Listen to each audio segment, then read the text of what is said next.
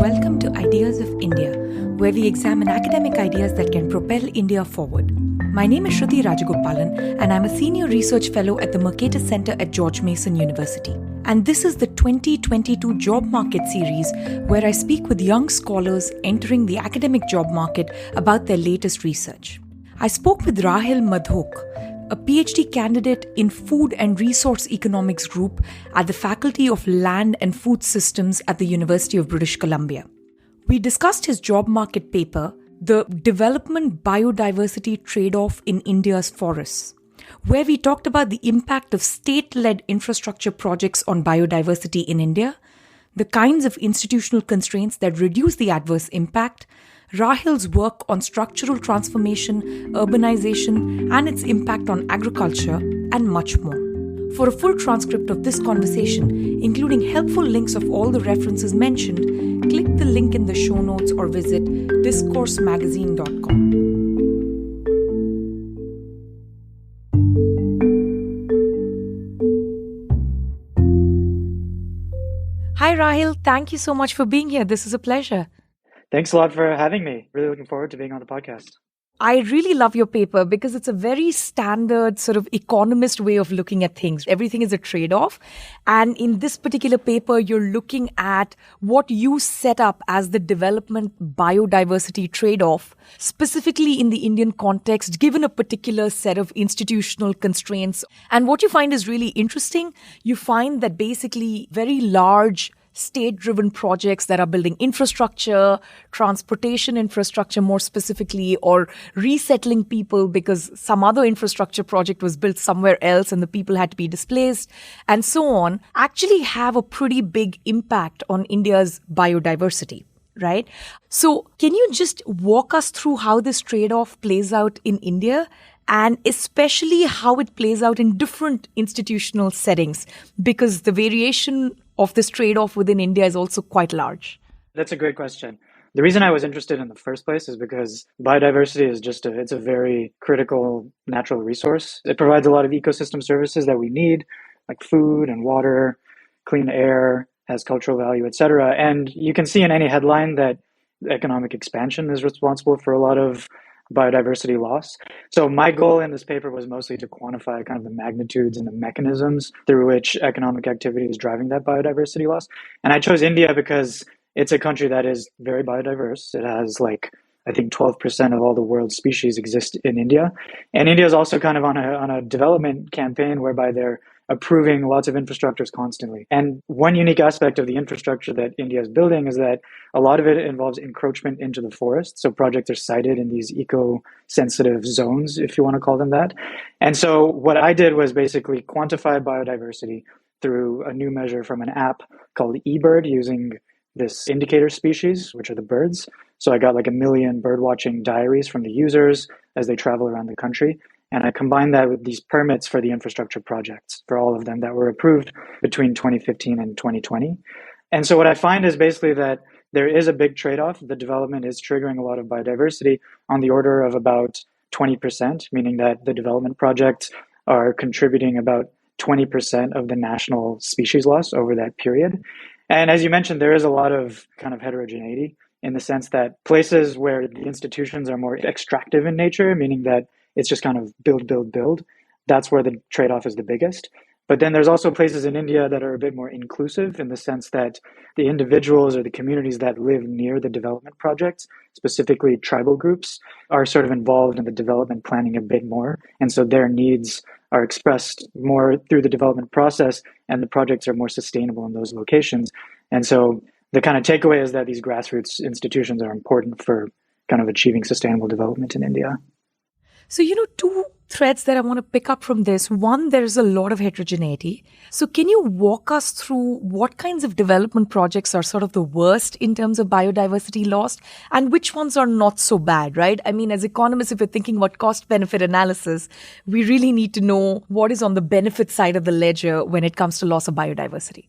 Yeah, no, that's a great question. And fortunately, in all of the construction permits I collect, they categorize the projects into 6 categories. So there's transportation projects, there's resettlements, which are kind of camps that they build for relocating people. There's electricity, irrigation and mining projects. So the most harmful projects that I found were the resettlement camps and transportation projects, and the least harmful ones were the irrigation and the mining projects.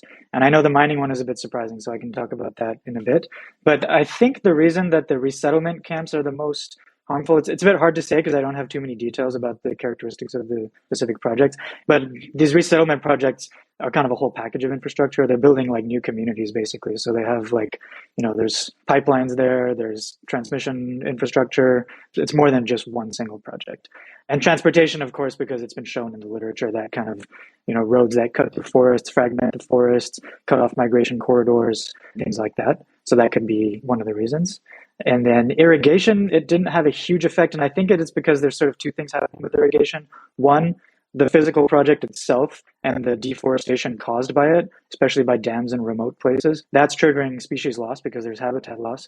But it's also opening up water habitat. And so that can attract new species. And so there's kind of like this offsetting effect. And then mining, I think, was mostly like a data aberration. And the reason is because, like I said, my biodiversity data is coming from these individuals who are going around collecting species information. And there's not a lot of them who are going to remote mining districts. So I found that kind of the use of this app is less than half of the average in most of the mining districts. But actually, when I did a verification and I restricted the sample to the high activity districts, and the mining effect doubles in magnitude, which seems a bit more reasonable result. Yeah. So one of the bigger questions I have about the broad trade-off, now that you've highlighted the details of different projects, you set it up as a sort of economic development trade-off against biodiversity. But to me, it seems like that's not a foregone conclusion. For two reasons. One, there can be economic development through other mechanisms, right? For instance, India's largest sort of, economic growth was unleashed by dismantling a particular regulatory system. But the other is also, even assuming that India does need all these infrastructure projects for further growth, right? It does need to build this capacity. It seems like the trade-off is more about badly designed, large-scale, state-led projects than actual economic development. So I guess this is a long-winded way of asking, do we know if any of these projects actually lead to development? That is a good question, and you've caught me on a kind of definitional issue. So you're right in that this paper, it's about infrastructure development and biodiversity loss, whereby infrastructure development is kind of a consequence or a symptom of broader development because, infrastructure fuels development or it's part of the process of development. I'm just calling it the development biodiversity trade-off. I could call it the infrastructure development biodiversity trade-off. But you're right in that economic development comes through different ways. And actually in the paper, I control for general economic trends in the paper so that I'm only isolating the infrastructure effect because I want to be clear that what I'm looking at here is kind of more of a specific mechanism of development, which is just infrastructure building, which is something important that's kind of fueling India's development. But of course, you're right, there's many other factors. I picked up on it because I think it's important sort of for the policy implications of your paper. I mean, I know what you're saying about the definitional issue, and I have no quibble with that. I think it's pretty commonsensical that you do need to build infrastructure, especially at the level of India's current growth and, where it wishes to go in its growth trajectory. But the reason I think it has policy implications is one way of reading the TLDR version of your paper is, oh my God, we need to stop this kind of crazy economic development, right? There is a group of people who think the only way to get towards sustainability is degrowth, right? Mm-hmm. So that's one reason. And the other reason is it's very rare for an economist to say this, but is it actually possible to have our cake and eat it too? Is there a way of making sure that biodiversity doesn't get harmed by bringing in certain other institutional mechanisms? And so this is where I think the second part of your paper becomes so important, where you're talking about how this is not simply a foregone conclusion, right? This really depends on the kind of project, the location of the project, right? How quickly these permits were pushed through, how much say the local participants have, what kind of embedded nature of bureaucrats you have in that particular system and so on. It's a great point. And I think that that's something I like about the paper in the end is that it's not kind of like a dismal conclusion as a lot of economics papers are. But what I highlight is that there are certain institutions that can be developed or emphasized that can kind of mitigate the bad effects of these development projects. It's not a foregone conclusion. There's a lot of room for improvement. The first thing is Like I said in the beginning, these projects are specifically ones that involve forest encroachment. And India has a forest act, and it says that forests should not be given to any public or private entities for non-forest activities. But all the permits I use are for non-forest activities. So there needs to be a really good reason for building projects that encroach into forests. So I think that kind of having more stringent criteria or regulatory procedures for the environmental or ecological review process is one way to kind of prevent these biodiversity effects. And then again, going back to the institutional things, the type of governance is important. So if we agree with my results, I'm showing that places where the Forest Act or where the development of this infrastructure interacts with other types of institutions that emphasize community forest governance can achieve more sustainability. And that's because those who live there and are disaffected by the projects know a lot about biodiversity. They're custodians of biodiversity, and emphasizing their rights to the forests and allowing them to participate in kind of the development planning process and having an avenue to kind of voice their needs is important. So that's something that I looked at, and I found that when those types of institutions are more grassroots, that the biodiversity impact or the negative biodiversity impact is less than half of what it is in places where their needs are not emphasized.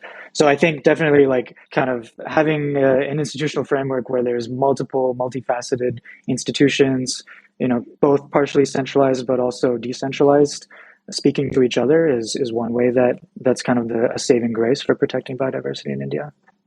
So, actually the trade-off that you mentioned is even smaller, right? Once we start looking at these mechanisms where the people who have a stake in biodiversity actually have a voice in the matter. I think one of your results is that it's 70% smaller in these inclusive districts, that's an extraordinary result. And it also goes to show why the resettlement projects are so bad, which is there are these whole group of people who are coming in from somewhere else. They should have ideally moved to a city. They're most likely landowning groups, who've had some kind of eminent domain or takings for some other infrastructure project. They're just placed in this new environment.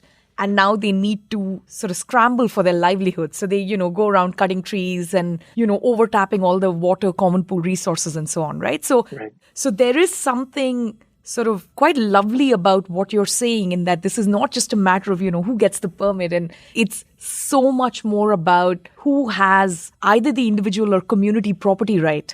Just to take a step back, the reason that I think understanding the institutional kind of underpinnings is important in India is because there are like 200 million scheduled tribes or indigenous groups that are living in the forests. And so one way that development can be done is by excluding them and just, like you said, sort of just taking control of that forest and building there or including them in the process. So the hard part here is to first measure inclusion, and then the second to kind of verify the actual mechanism by which they are participating in the process. So what I did was I used kind of a simplified categorization from a different paper by Banerjee and Iyer, where they categorize districts as individualistic or extractive. So it's the Raithwari or the Zamindari districts. I consider the Raithwari districts inclusive because they show in that paper that in those districts, there's more potential for collective action and there's more kind of involvement of the disenfranchised in the development process. And so my results are really the difference between those two districts. Now, a lot of people have talked about that paper and sort of been unclear about the mechanism and saying that, like, is it really more inclusive in these Raithwari districts?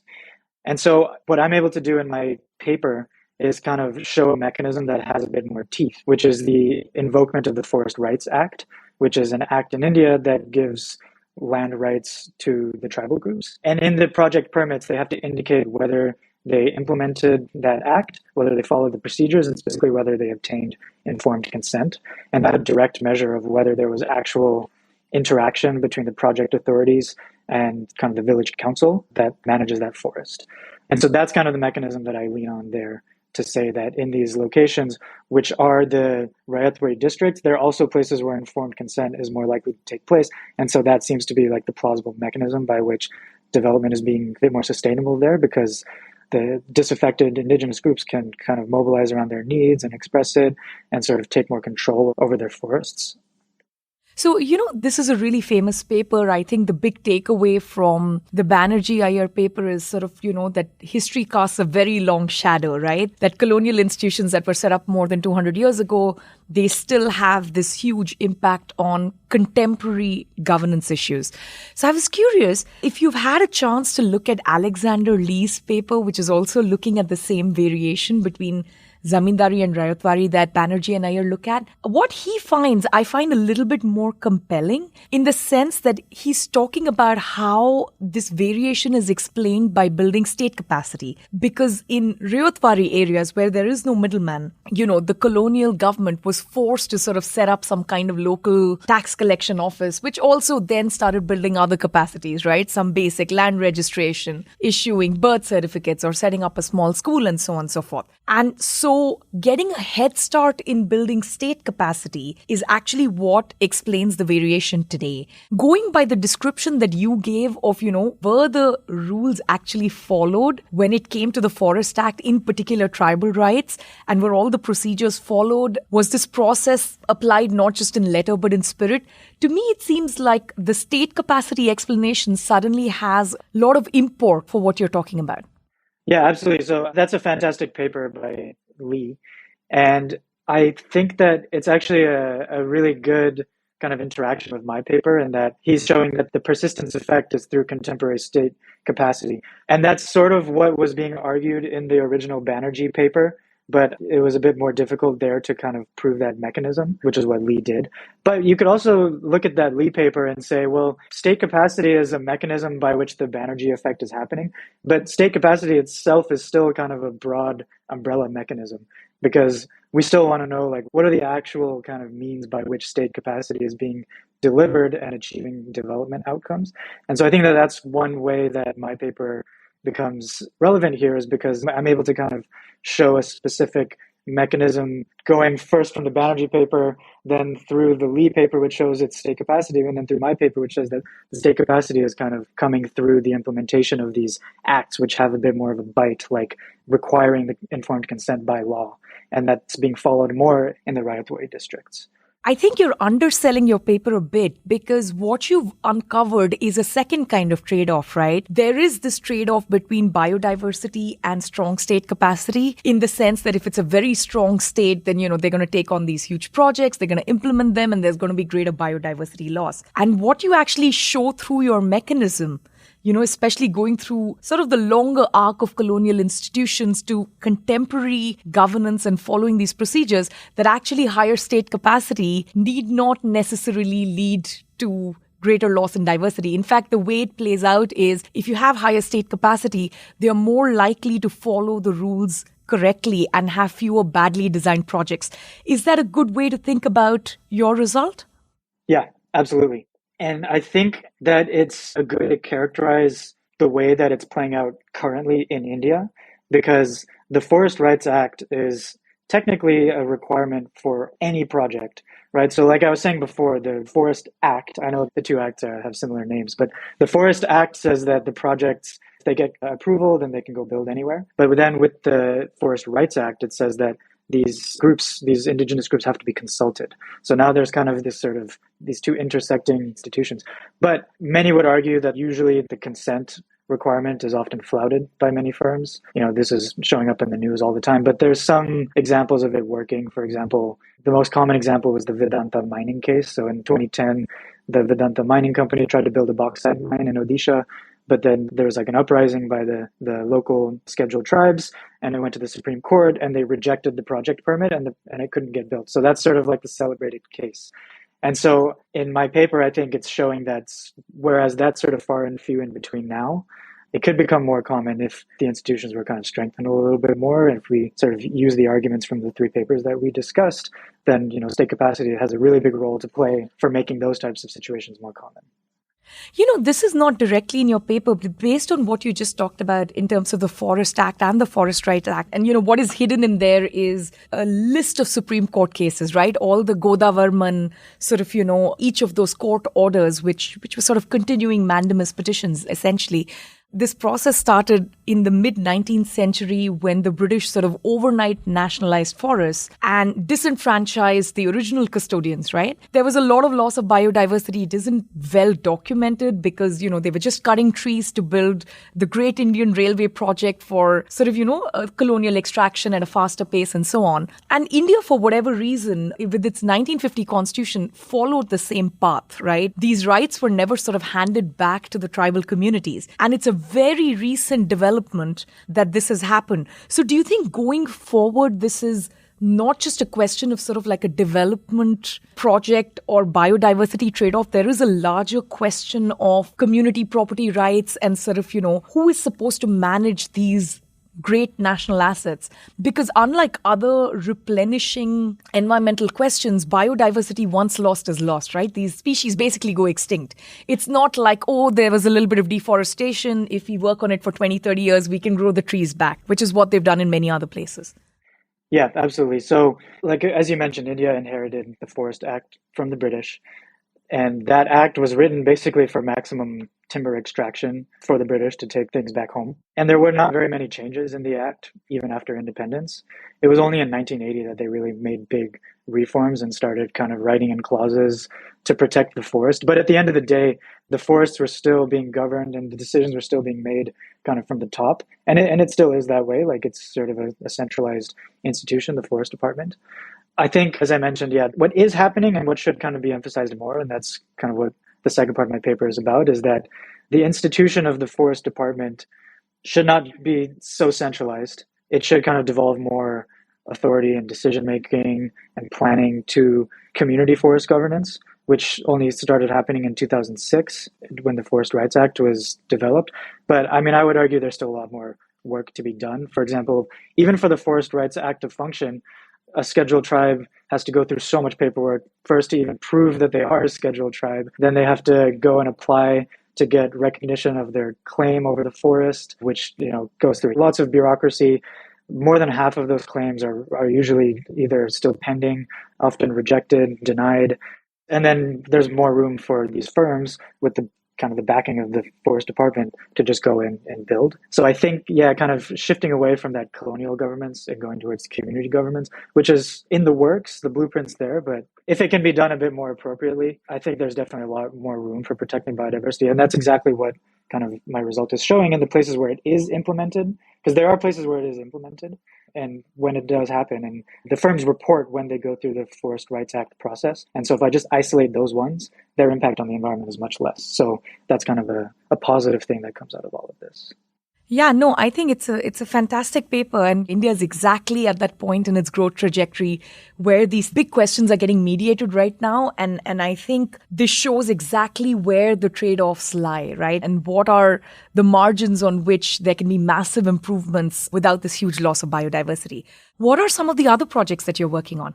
Among the other ones, probably the one I'm most excited about, it's also looking at a different dimension of development and land use change, but we're asking a very big high-level question, which is kind of how can we feed the population when all of this labor in India is moving away from the farms and towards the city? So if everyone's moving away from the farms, then where's the food going to come from? So it's a joint paper with my colleagues at UBC, Frederick Nowak, there's Mushfiq Mubarak at Yale, and Olivier Deschênes at UC Santa Barbara.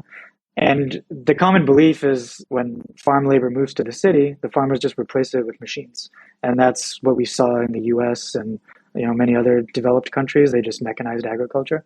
And we started study the same thing in India, and we find the total opposite result, which is kind of surprising, which is that when labor activity moves away from the farmers actually contract their output and they disinvest from technology, and they kind of just start shifting out of agriculture altogether. So we found that kind of surprising.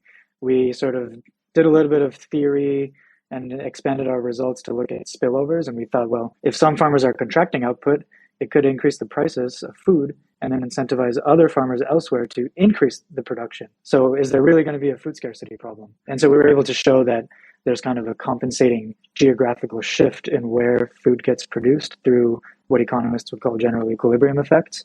We're able to characterize that and kind of just show how much of the food shortage is sort of made up for by domestic economic forces and sort of characterize the geography of agriculture in India going forward.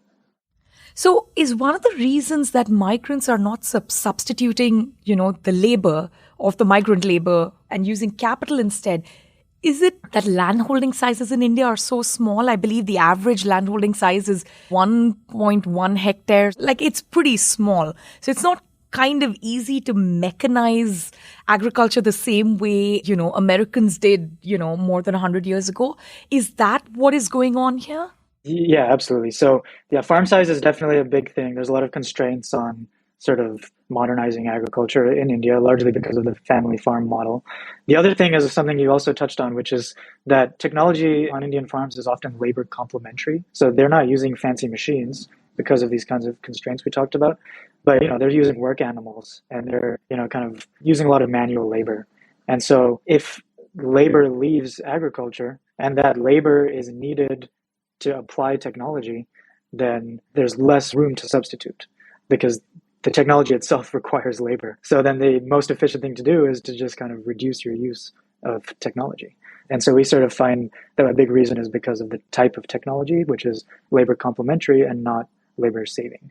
That sounds about right. I think what I find interesting about more generally your research is you're going through the big questions of structural transformation. Right? How is India moving out of agriculture, potentially into industry, but also kind of services and other areas? How is India going to enable the structural transformation through these large projects? What is at stake and sort of what are we giving up in order to get the structural transformation? So it's really a fascinating area of research. The thing I found fascinating about the paper is, first I assumed that you got into this because you like bird watching. Is that how you entered this area, and then the bird watching app and so on? Is this something you engage in yourself? And how did this play out during COVID? But I'm just more curious generally about, have you been bird watching through the pandemic and calling it research? Part of the reason I did get into it, it's not specifically bird watching, but I'm just a really big nature guy. And the reason that I've always been fascinated with the environment and environmental economics is mostly through being a kid and going to India to visit relatives, spending a lot of time in Sikkim and in Ladakh and just, being in kind of the natural world. I hike constantly because I live in British Columbia and Canada. We have access to so Banff is right there. Yeah, so I'm constantly outside in the natural world and I really enjoy it. Bird watching is actually kind of new. I only got into it because my supervisor was the one who encouraged me to think about how to measure biodiversity, and then this came to me. So as a consequence, I started being interested in birds. During COVID, I actually wrote a separate paper about how the COVID lockdowns in India kind of changed the biodiversity of cities. And I used the fact that a lot of people started downloading the same app I was using in my job market paper. It's called eBird. During COVID, when everyone was bored, they were downloading this app and just bird watching from their balconies. So I thought I could just use their data to see how biodiversity changed before and after the lockdown. That's one kind of boring thing I did during lockdown, is more research. But other than that, I was just running a lot, currently training for a half marathon. You sound very productive. Please tell me that you do silly things like binge watching bad shows. Is that part of the portfolio? Or are you just researching, running, getting healthy, protecting the environment? No, I've been binge watching Indian matchmaking. Oh boy. That's been my guilty pleasure the last few weeks, if I have to be totally honest. No, it has been my guilty pleasure too. And my favorite character in that show is the Panditji, who's the face reader. Oh yeah, he's great. This dude just comes out of the blue and he's so confident about everything he's saying. I know. He's got to be my favorite insane, weird character in any reality show all time. Absolutely. I hope in the future they make some type of cult documentary about him. Raahil, this was such a pleasure. Thank you for taking time to do this. I'm really excited and looking forward to everything else that you're writing. Thanks a lot for the opportunity. Ideas of India is produced by the Mercatus Center at George Mason University. If you enjoy this podcast, please subscribe on Apple Podcasts, Spotify, or your favorite podcast app. Help us grow by giving us a rating and leaving a review. Follow us on Twitter at @SRajagopalan and at Ideas of India. Also check out our initiative commemorating 30 years of India's market reforms at the 1991project.com.